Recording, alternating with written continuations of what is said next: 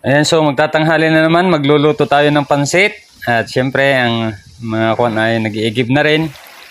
Naglilinis ng Baguio Pechay. Ayan, masarap to sa pansit guys. Syempre, may sayote yan. Ang hindi nawawala dito sa Bungbong. Ayan.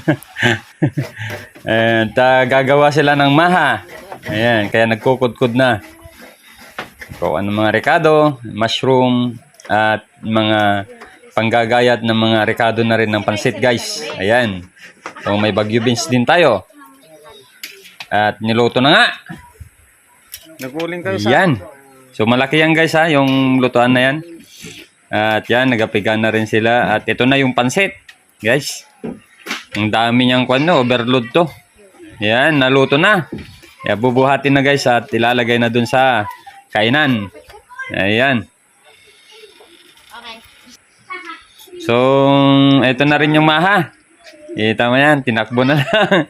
Ayan, at ito na nga.